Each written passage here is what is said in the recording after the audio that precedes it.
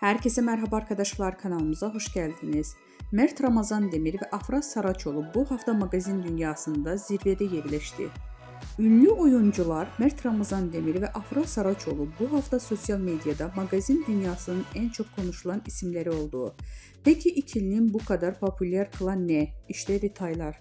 Bu hafta ünlü oyuncu Mert Ramazan Demir, Afra Saraçoğlu sosyal medyada en çok konuşulan, tartışılan isimler arasında zirvede yerleşti.